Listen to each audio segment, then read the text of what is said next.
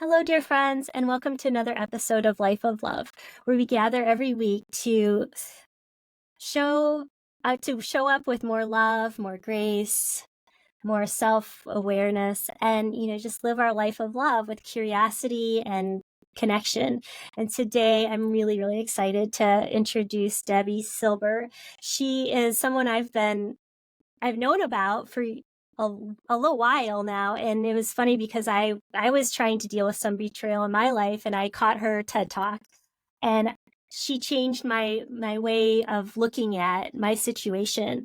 And so I'm really, really delighted to bring forth her message. She's a PhD. She's done a study on how we experience betrayal. And I'm really excited for her to share this with you. And she's also, this is really cool, she's founded a National Forgiveness Day. Every September 1st is National Forgiveness Day. So I love that.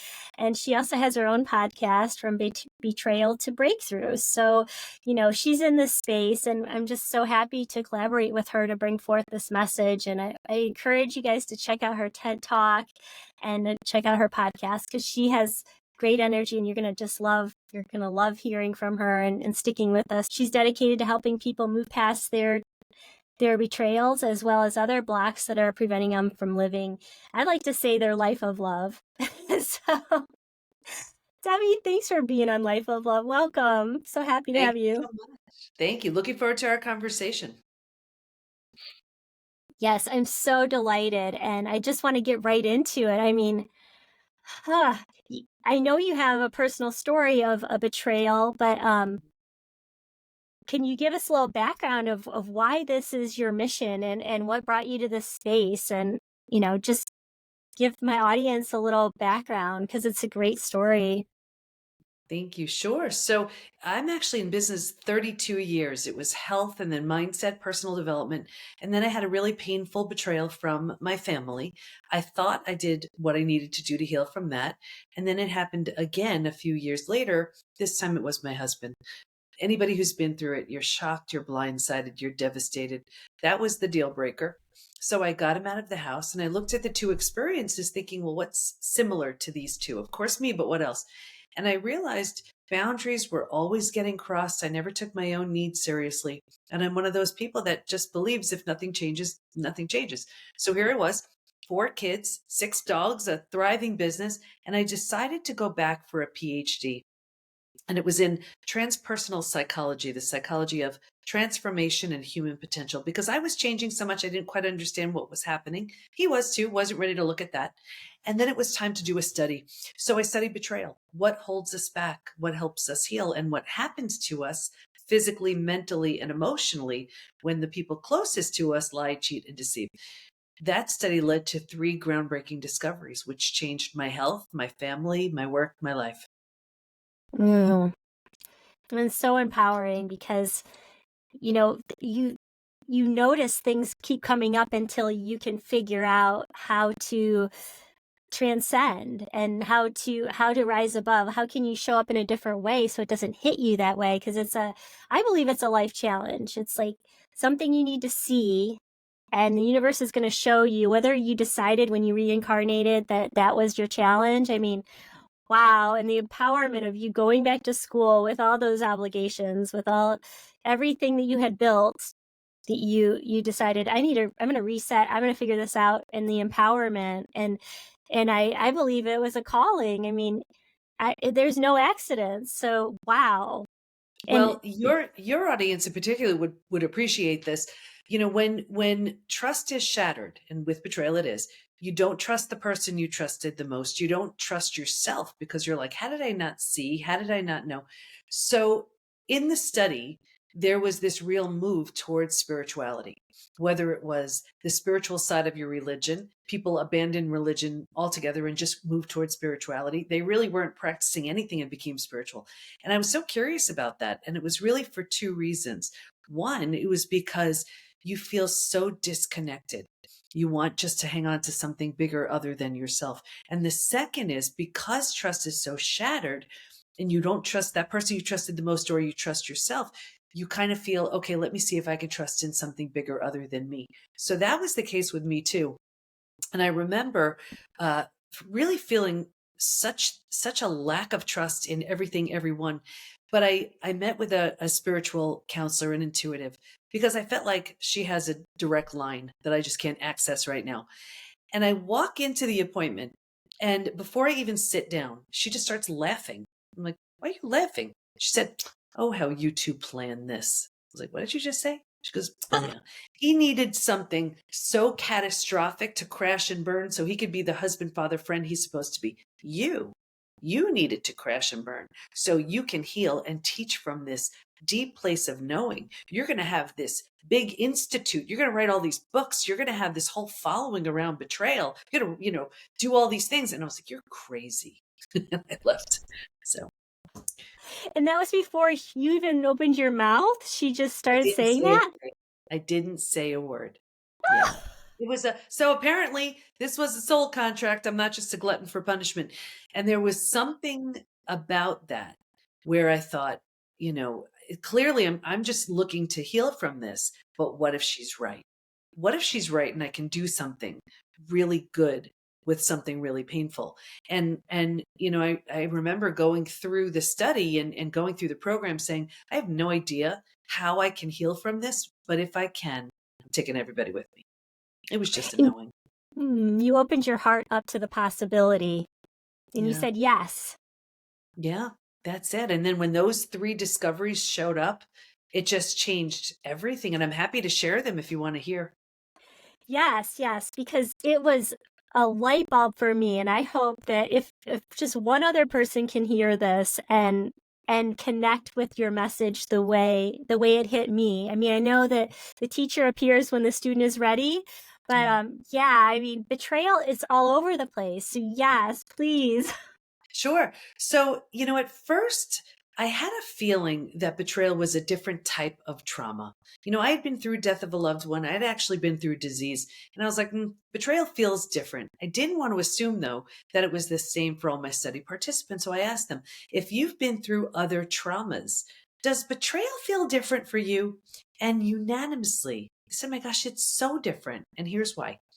Because it feels so intentional, we take it so personally. So the entire self gets shattered. Rejection, abandonment, belonging, confidence, worthiness, trust, right? They all get trashed. And think about it. When you lose, let's say, someone you love, you grieve, you're sad, you mourn the loss.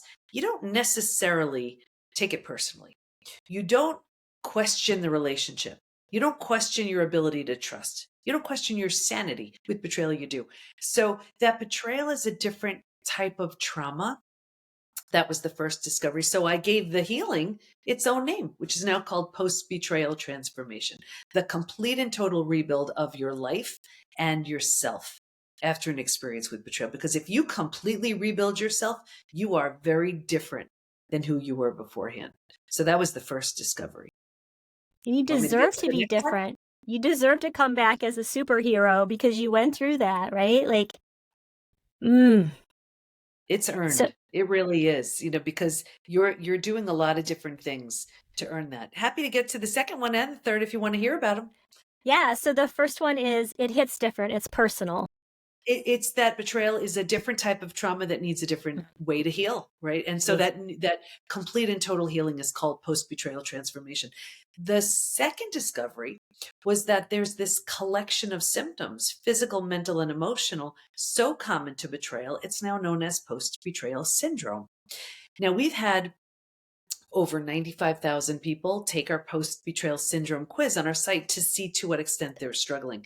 And a few things about that. The first thing is we've all been taught time heals all wounds, right? I have the proof that when it comes to betrayal, that's not true. There's a question on the quiz that says, is there anything else you'd like to share? And people write things like, my betrayal happened 35 years ago. I'm unwilling to trust. My betrayal happened 15 years ago. Feels like it happened yesterday. So we know you can't count on time.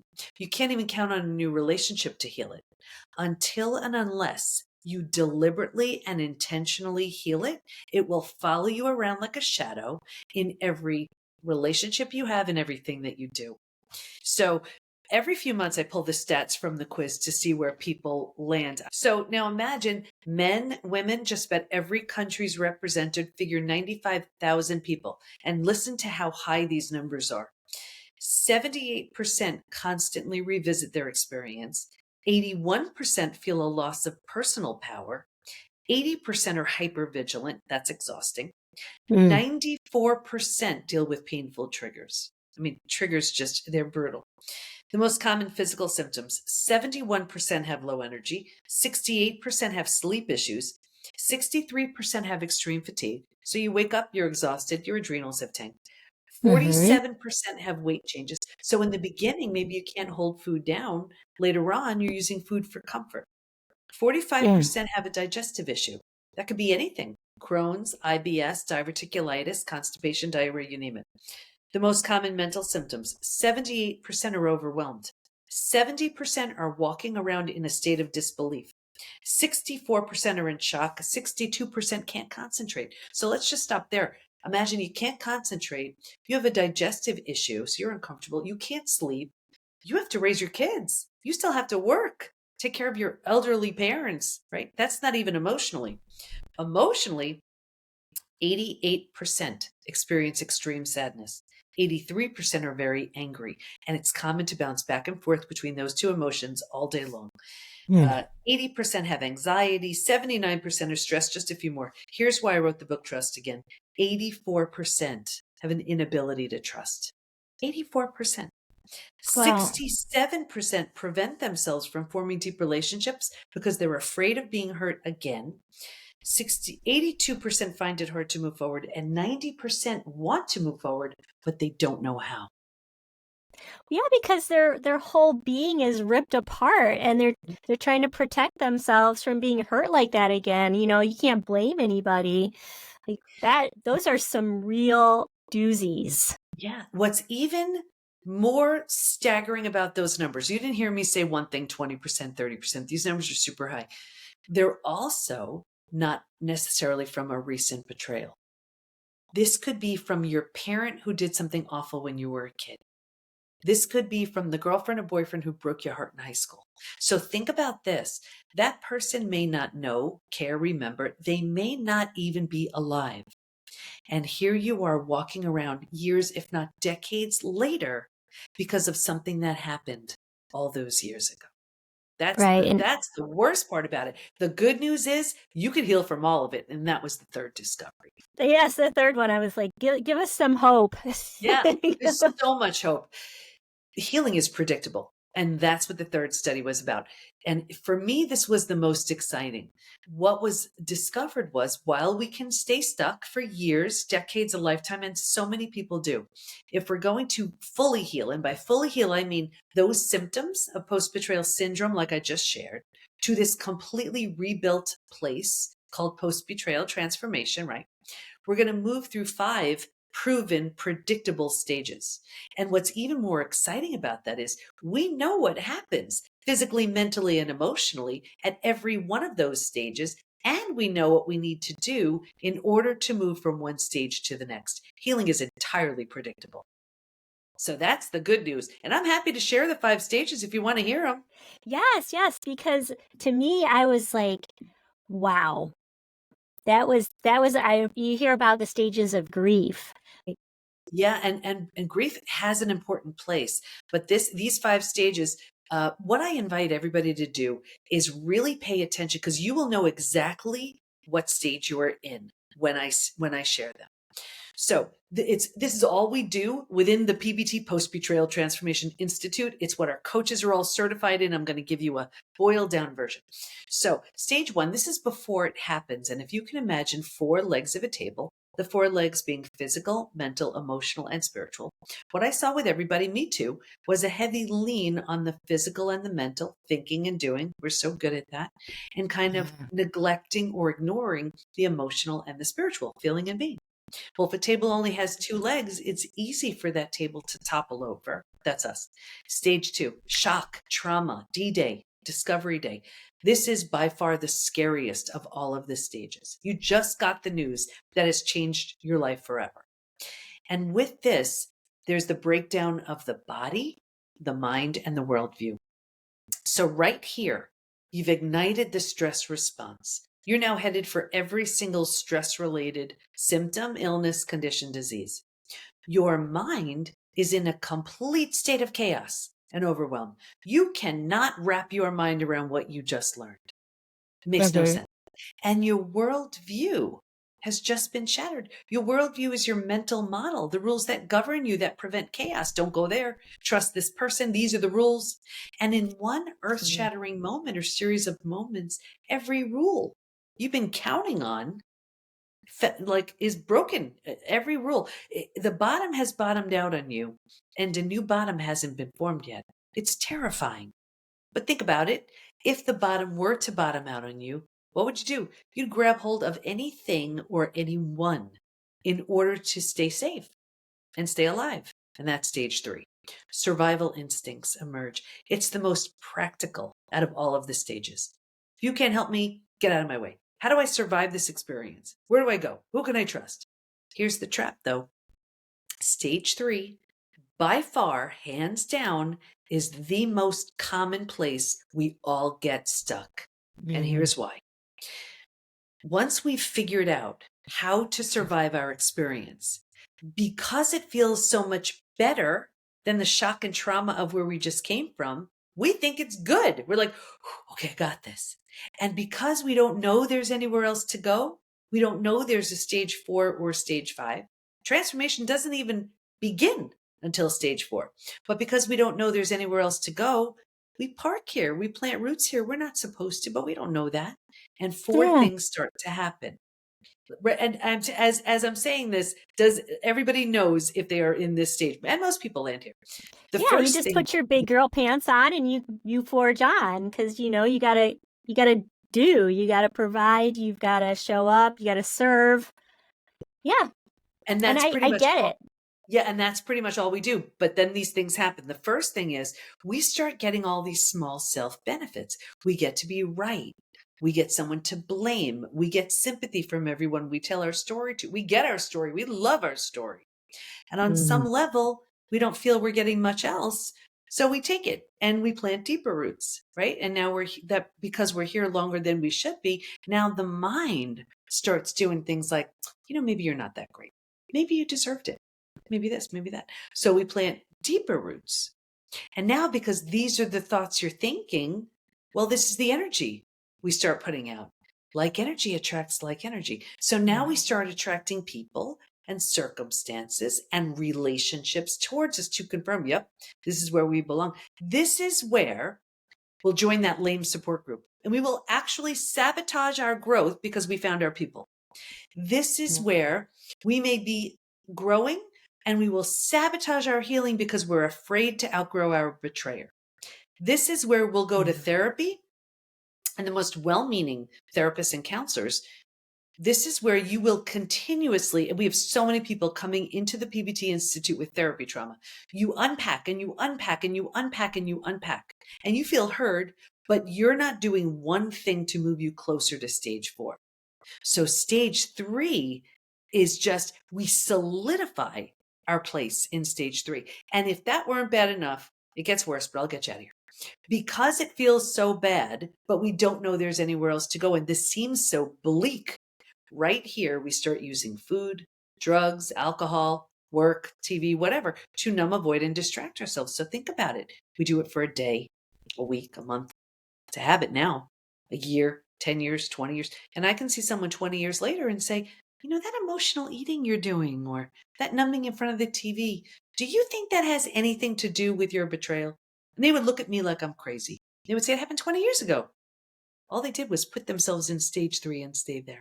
Does that make sense?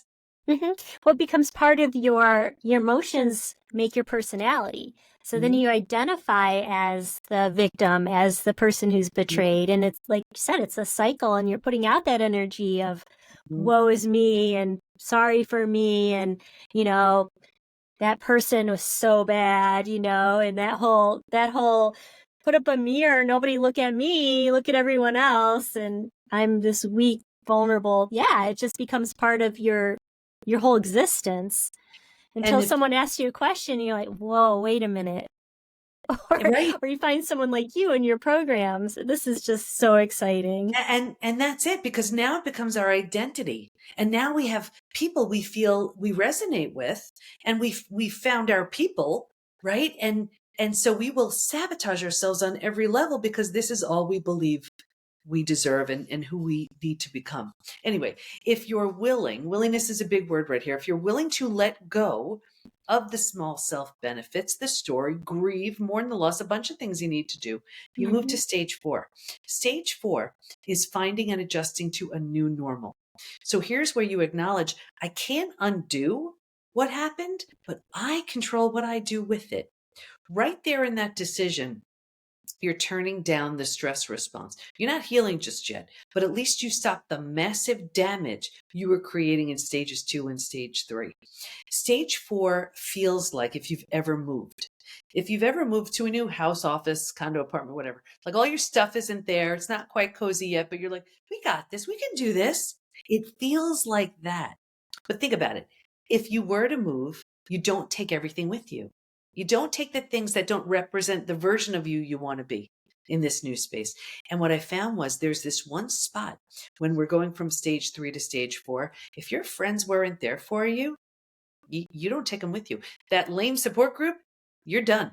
The betrayer who won't change, you're done. And people ask me all the time, Dr. Debbie, I've had these friends 10, 20, 30 years. Is it me? Yes, it is. You're undergoing a transformation. And if they don't rise, they don't come. Very common. Anyway, Cool for when me. we settle into this next space, we make it kind of mentally cozy and home.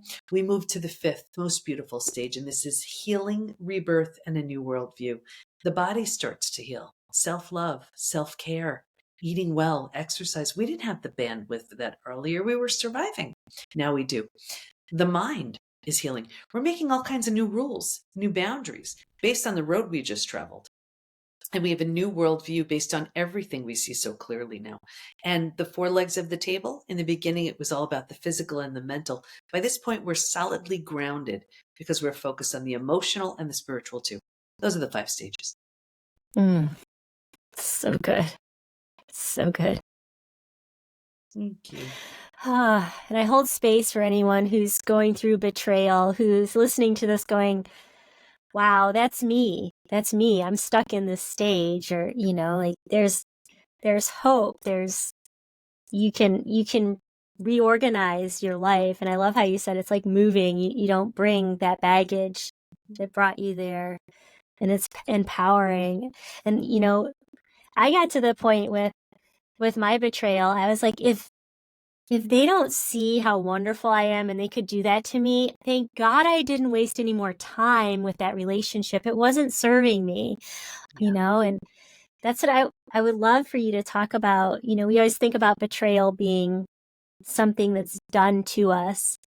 But let's talk a little bit about, your self-betrayal, where you Mhm. forgot how you were a divine person, or you let someone take that idea away from you, that somehow you weren't worthy of having someone show up in the way that you deserve. And, that whole thing about, self-forgiveness or faith, or what do you think the cornerstone of it, like the baseline, like what do you see with your research? What's the most important foundation to start from? And when you feel like you're bottomed out, your adrenals are fried, you can't even put two thoughts together versus, self-care like that.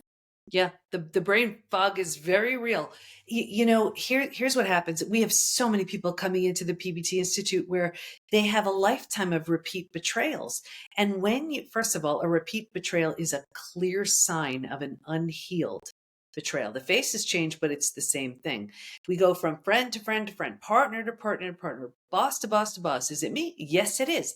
Not in that it's your fault, in that it's your opportunity. There's a profound lesson needing to be learned. You are lovable, worthy, and deserving. You need better boundaries in place. Until and unless you get that, you're going to have opportunities looking like people to teach you. Now, here's the thing. Like, look at my own experience. First, it was my family.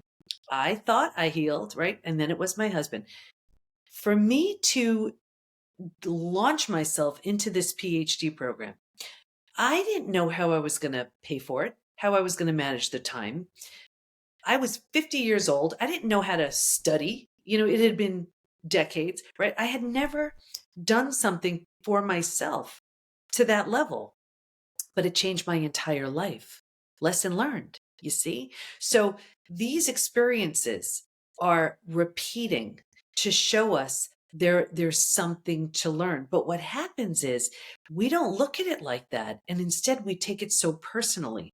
Right. And this is where the self-betrayal comes in, because it lowers our self-esteem and we think, what's wrong with me? That I'm just the recipient. I'm on the receiving end of people who just treat me so badly. And we think, well, I'm less than, I'm unworthy, I'm unlovable, I'm undeserving, I'm all these things. No, you're not. You have no idea how lovable, worthy, deserving, wonderful you are. And that's why these experiences are coming around to teach you. And until you get that, you're going to keep having these experiences. So that's why when someone moves through the 5 stages, they are radically different. Because, like, for example, if I tell you how many people we see in stages 4 and stage 5, that's where we see new levels of health, new passion projects, new businesses. Like the PBT Institute, that was a stage 5 thing.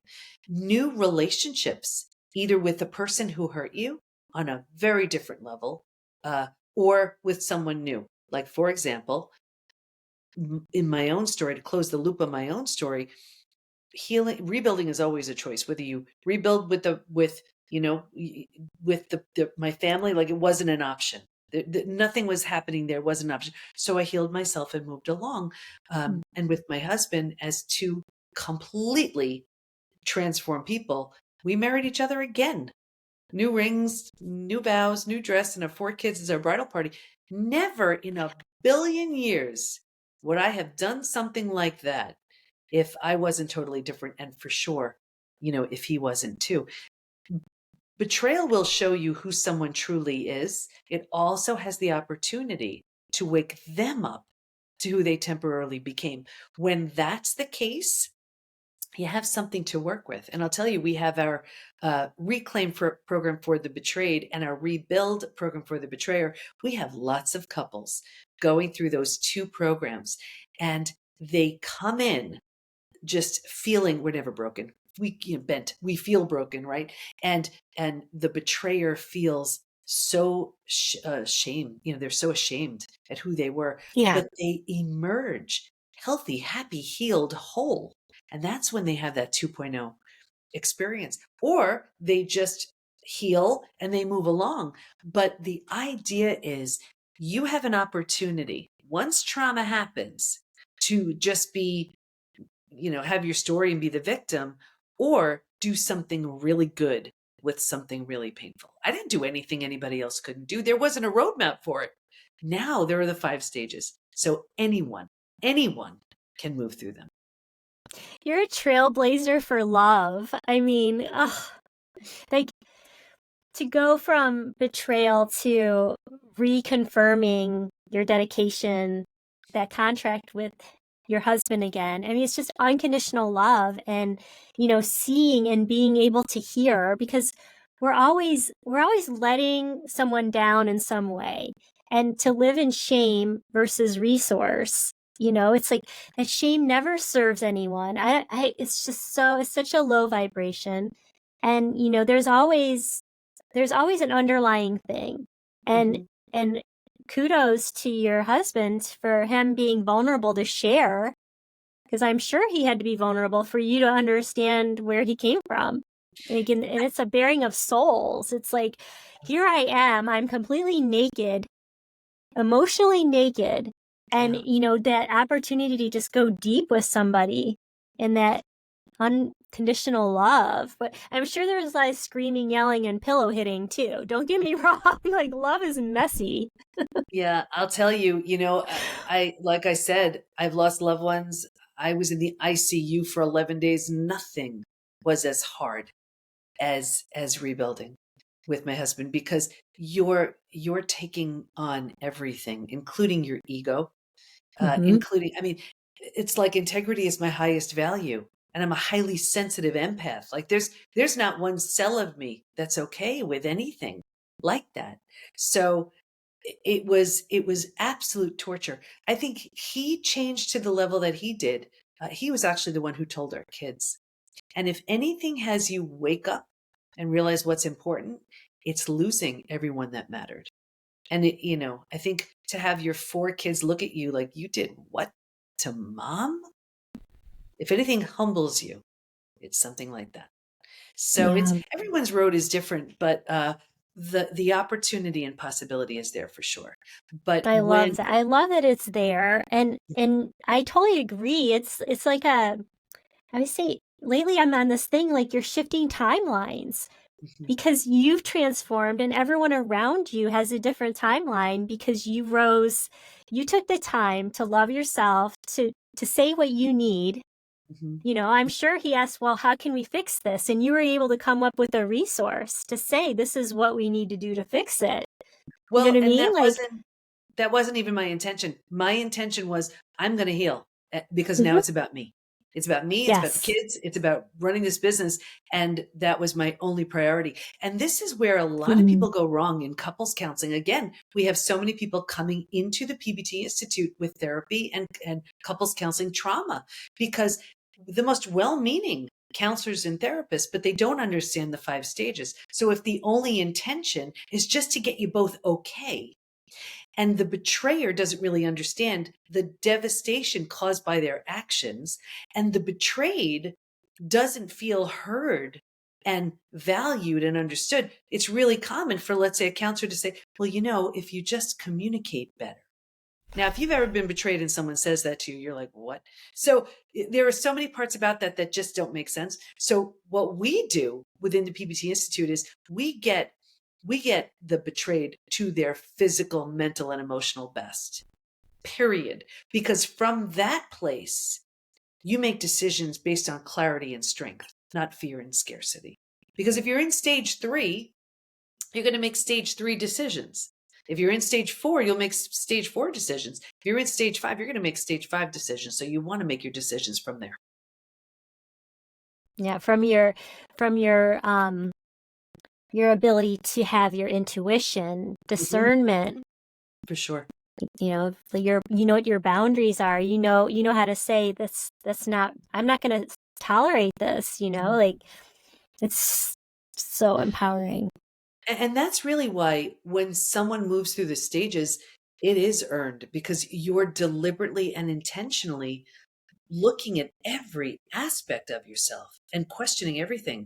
And it's like, as something comes up, do I like this about myself? Do I want to keep it? You take all the parts you love and you leave behind everything that no longer serves. The part of you that was accepting less, the part of you that was settling, the part of you that didn't have boundaries in place, the part of you that tolerated less than you should. You don't take any of that with you.